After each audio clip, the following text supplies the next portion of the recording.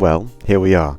The true form of the dormant splinter has been revealed, and all while I was comatose in my bedroom. Fantastic.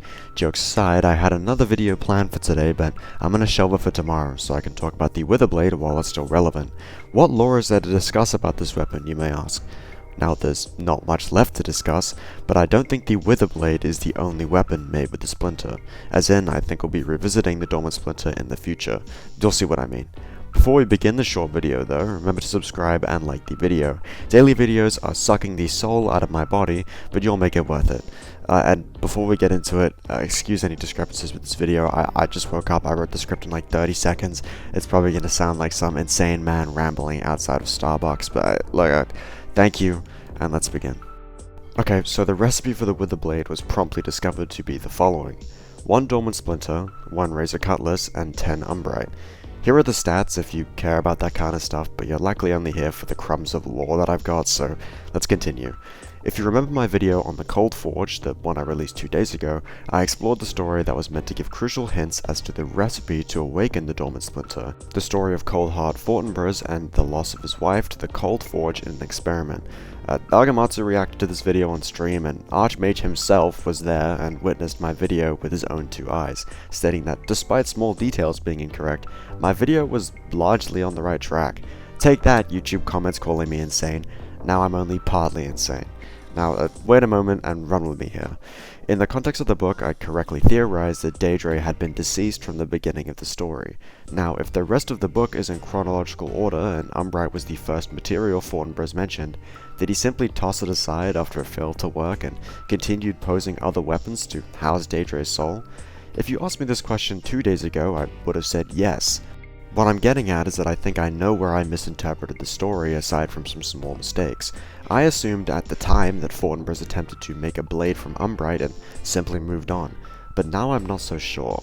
With the hindsight of knowing that the recipe for the Witherblade required the splinter, a weapon, and Umbrite, I believe that Fortinbras never stopped using the Umbrite, or at least that's how we're meant to interpret it, which would have hinted towards using Umbrite in the recipe alongside a weapon. That's not all. I'm not just here for some revision of my past theories. Look through every example that Fortinbras produces of weapons he's used, iron-sing blades, etc. And there's one that stands out to me. Fortinbras mentions life-woven blades. I shelved it at the time, but this is insane. What the hell is a life-woven blade? Archmage, I'm not sure if you know, but Life Weave, the upcoming attunement, isn't in the game yet. Now, there are 2 possibilities here, one being infinitely more exciting than the other in my opinion.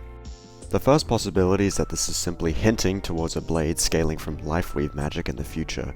I mean, this was expected. A new achievement requires a legendary weapon when it's added to the game. This is Deepwoken, the game that dropped like 19 legendary weapons in 3 weeks after all.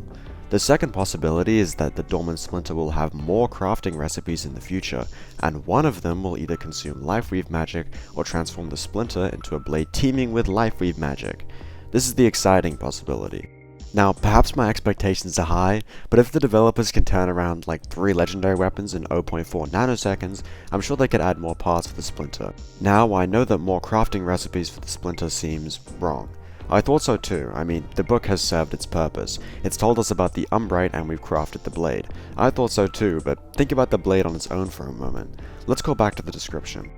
When exposed to the other weapons in your collection, tiny fibers latch onto the surface, quivering before returning to their original state as if the blade itself were tasting, searching for a worthy match. Notice the wording here, a worthy match and weapons. I believe that in future the dormant splinter will be the launchpad for more ultra rare relic grade weapons, or that at some point that was the plan for the weapon. I can't speak for the developers, or speak to developers for that matter, so I'm shooting blind here. Am I sleep deprived? Yes. Did I dream of eating floating dormant splinter cakes? Also yes.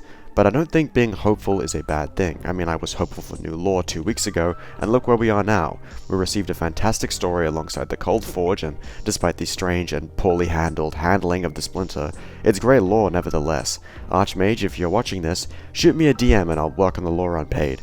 You don't even have to feed me. I'll just live in my basement and go hungry.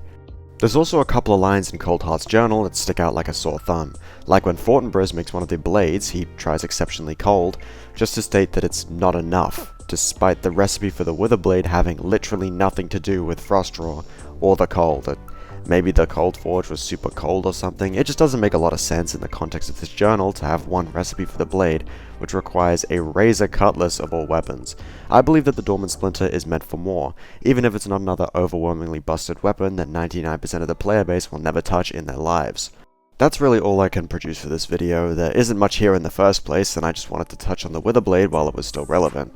Apologies if this video is slightly all over the place. The last time I wrote a script within an hour of waking up, it didn't go well. Thank you for watching. I'll see you tomorrow for the video on the Cataclysm. You won't want to miss it. Be well, be safe, and goodbye for now.